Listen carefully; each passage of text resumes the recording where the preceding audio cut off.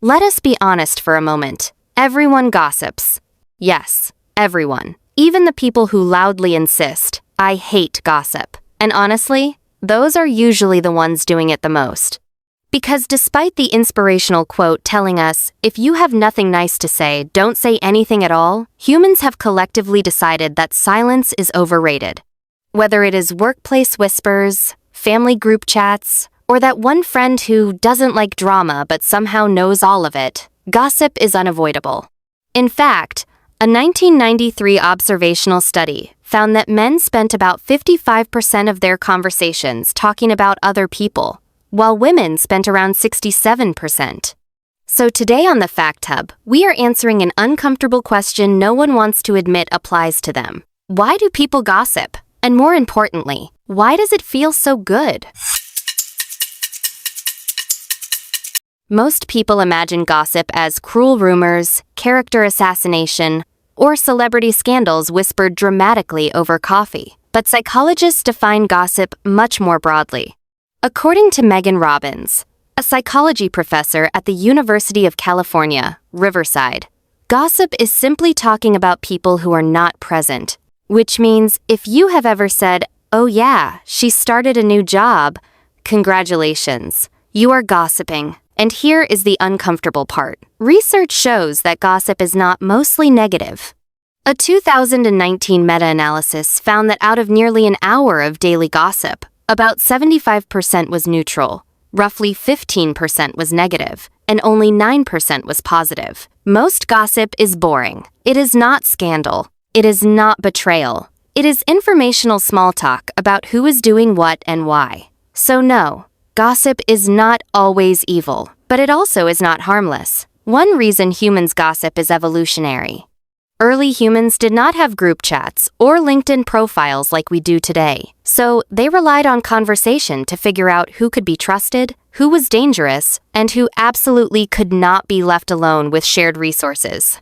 Evolutionary psychologist Robin Dunbar compared gossip to grooming behavior in primates. Instead of picking fleas off each other, humans bond by exchanging social information.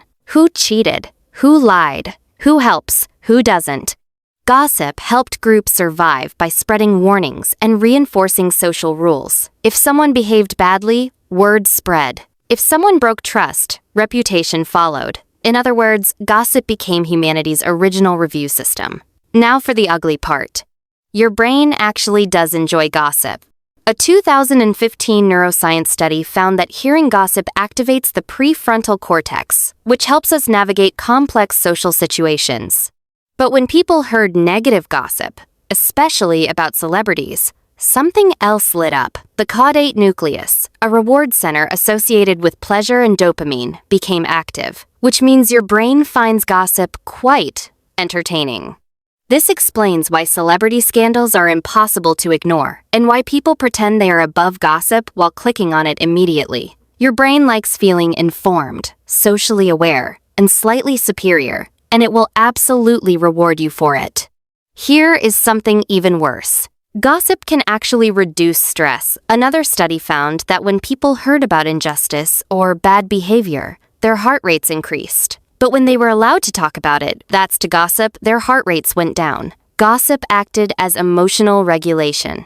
It helped people process frustration, unfairness, and anger. So yes, gossiping can literally calm your body. This explains why venting feels therapeutic, and why silence feels unbearable when someone wrongs you. Strangely, gossip is also about control. This is because cowing information gives people power. Sharing information gives people influence. People who gossip often feel more socially connected and relevant.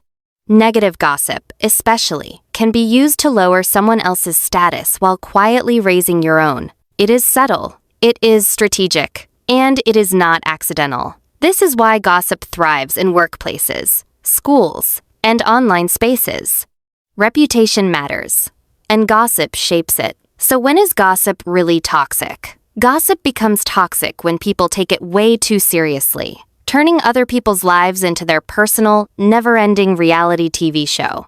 What started as harmless chit-chat quickly becomes an obsession, fueled by low self-esteem, boredom, insecurity, and a lack of personal fulfillment. Essentially, these individuals need the drama just to feel alive, or at least to feel like their own lives matter a little more. And social media doesn't help. In fact, it's basically the gasoline on the gossip fire. Outrage, drama, and speculation are rewarded with likes, shares, and endless attention. Suddenly, the harmless act of talking about someone's embarrassing coffee spill in the office escalates into a full-blown commentary series that you didn't sign up for. At this point, gossip stops being social glue and starts being social poison. Friendships can crumble, reputations can be destroyed, and trust evaporates faster than your motivation on a Monday morning. Excessive gossip increases anxiety, damages relationships, destroys trust, and turns communities hostile. And people who gossip constantly tend to lose credibility over time, even if they think they are gaining influence. Can gossip ever be good? Well, yes, but with conditions. Gossip can reinforce social norms, warn others about harmful behavior, promote cooperation, and even strengthen social bonds. However, gossip that is cruel, false, or based purely on someone's appearance serves no meaningful purpose. No one learns anything from it. No one benefits from it, and damage is almost always guaranteed. The difference lies in intention. Well, that's it for today's video. If you made it this far, you now know that gossip is not just petty chatter. It is evolutionary, neurological, emotional, and deeply human. But just because your brain enjoys something does not mean it is always healthy. Subscribe, like, and share this video with someone who insists they don't gossip. And see you on the next one.